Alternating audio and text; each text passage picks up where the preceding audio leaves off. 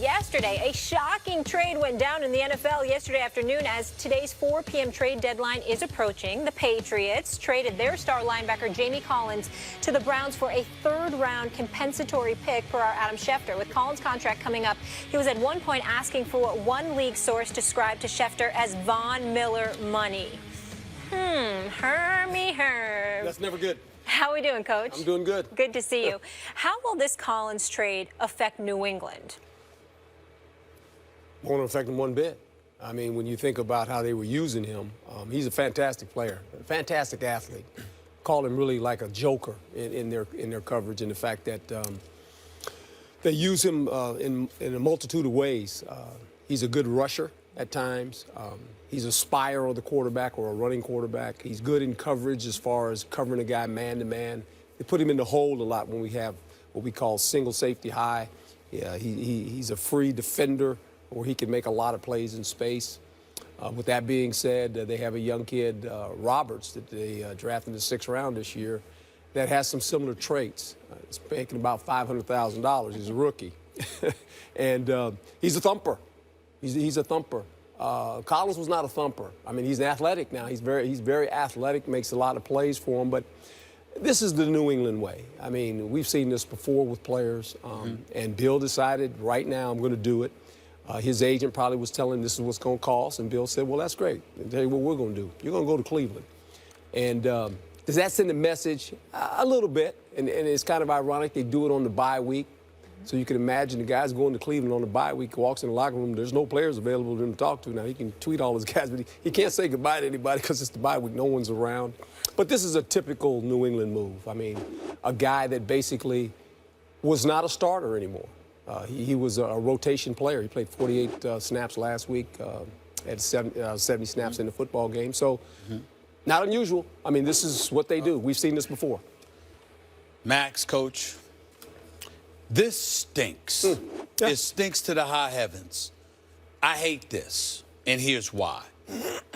I'm certainly not questioning the football acumen of Bill Belichick. First of all, I ain't qualified to do so. This man is great, and we understand None of us are. This man is great. We understand that. What stinks to the high heavens to me, you got a guy like Jamie Collins who has produced for this franchise. He's 3rd on the team in tackles. Yeah. At 31 tackles, 12 assists. He's 3rd on the team in tackles. This is where he starts out his career. He goes out there, you encourage dudes and implore them to do their job. They perform for you at a relatively high level. And you know what you do?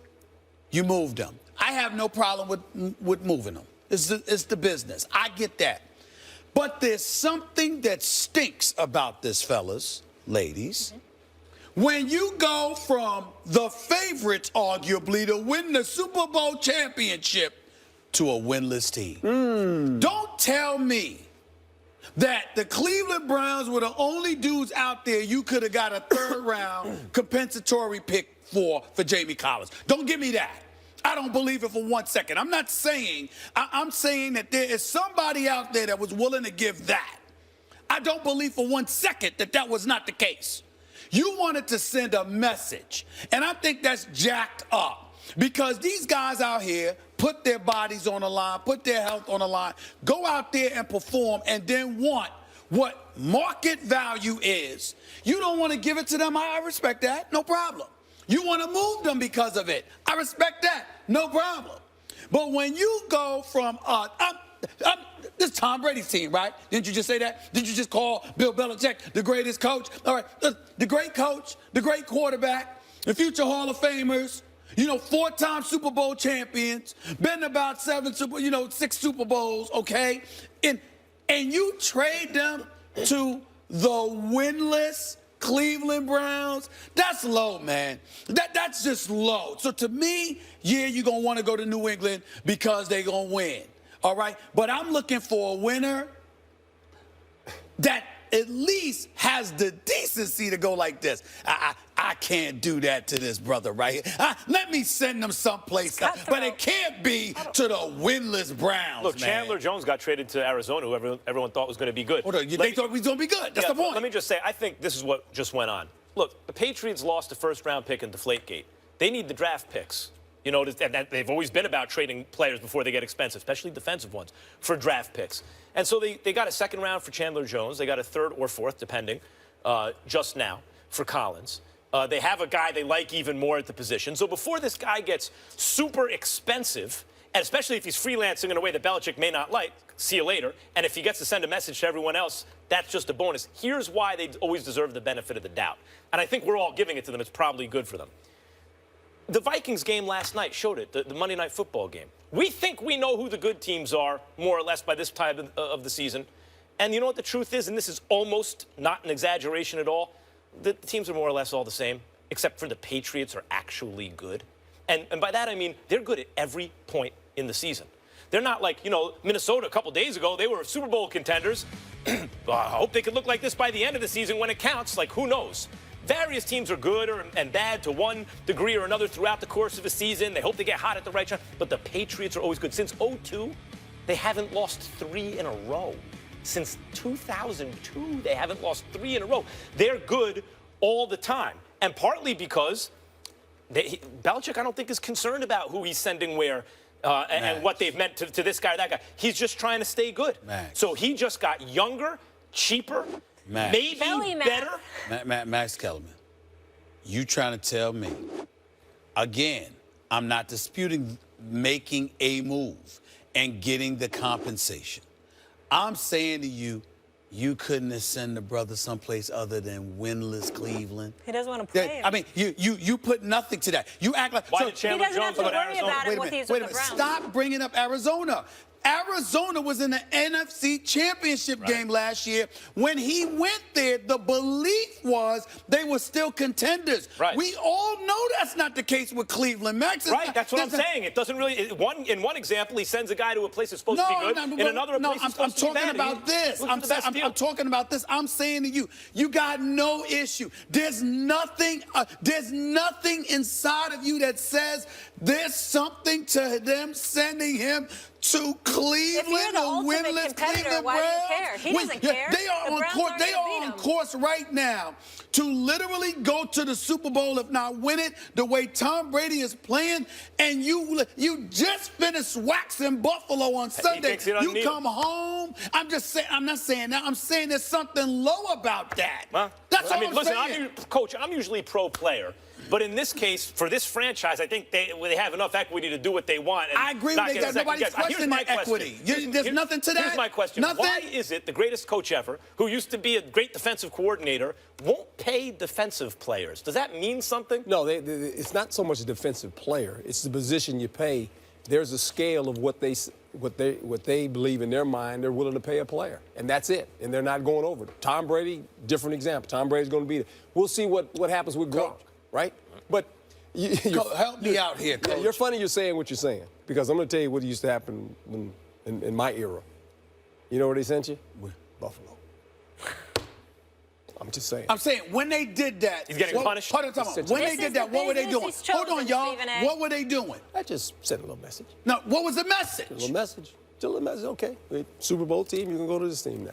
You'll get your money, but guess what? You'll probably never win. And I'm saying, and why would they do that? That's just because that's what they do. But why would this guy? Isn't it reserved for specific players? Like, for example, if you get on my nerves, I'm gonna send you there. Well, I mean, because it's known that no one wants to go there. I'll point out that Vince Wilfork is boys with the owner, and that doesn't protect you in New England, right?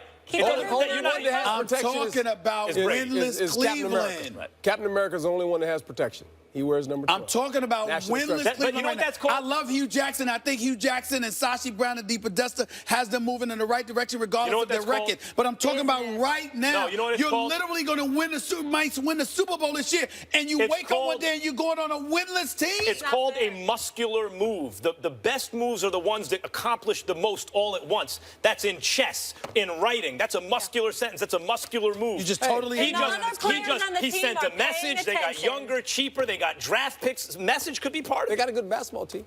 Yeah, they do. Baseball teams will World Series. Come in cycles. Now the Browns eventually be that team. It's not as bad as Jamie Collins got screwed.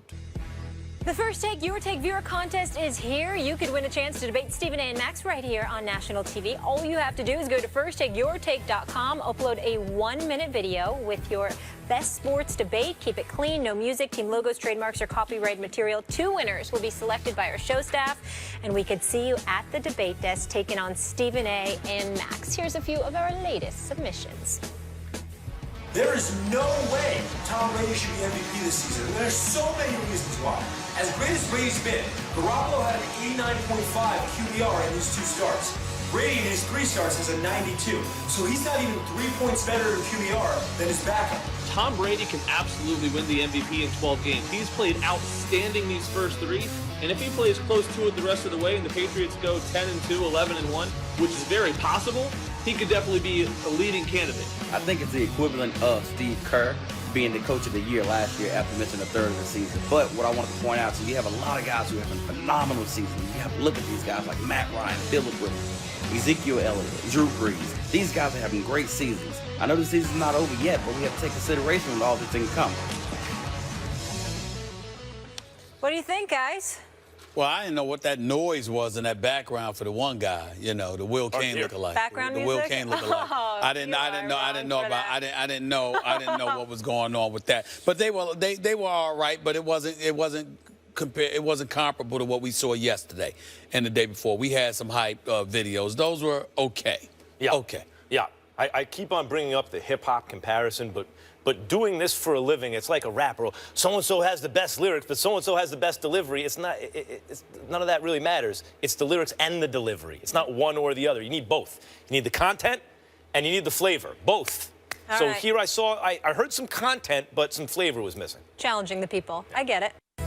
First Take is brought to you by the new Bacon King Sandwich. 6 strips of crispy bacon piled atop a half pound of 100% beef. Only at Burger King.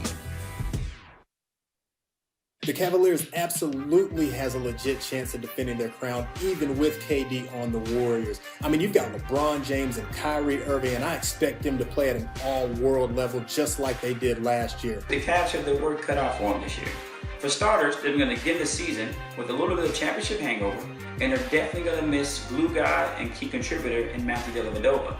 Toronto's going to be there. The Celtics are better. And for some reason, LeBron usually has trouble with Derrick Rose-led teams. But they have LeBron James, the 3-time NBA champ, 4-time NBA MVP, and the list just goes on and on. Not to mention the man almost averaged a triple-double in the playoffs last season. 26 points, 10 boards, 7 assists, and an insane 844 minutes played. And he's 31 years old, but the hairline, makes him look like he's 55. Volume, though, in your hair, my friend. That guy had something. Those guys were solid. Got to leave the joke at the end didn't work, but otherwise he was good. I like the one with the nice kitchen. What's up with the dude with the coffee mug? I mean, what was that Collar about? was up in the back. We have mugs and drinks and stuff. Well, I think that's what he was trying to do. He was trying to copy us. No, we don't need you to copy us. We are us. Be you. But other than that, it was cool. All right, let's move on. In a letter written to his younger self on the Players Tribune, 2-time NBA champion Ray Allen has announced his retiring. He currently holds the record for the most 3-pointers in NBA history. Your reaction, Stephen A., to Allen hanging him up? I'm going to miss him because he's class personified. I know him. I know his family. They're wonderful people, especially his mama. Love her dearly.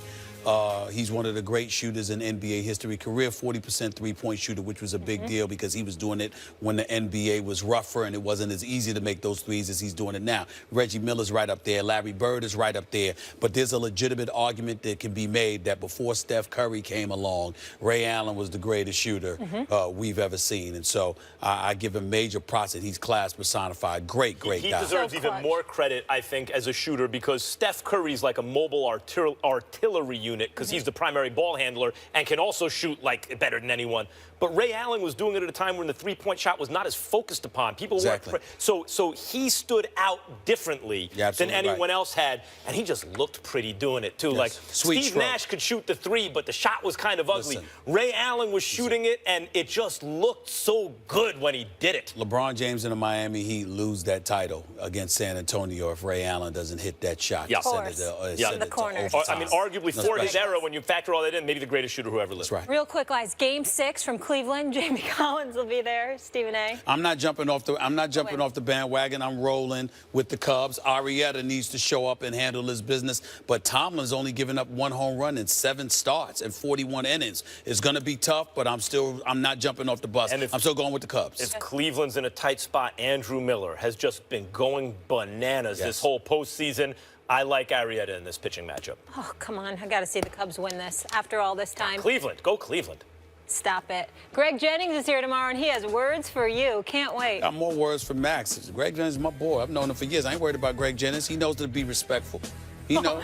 He has no beef with Max. Stop it. No.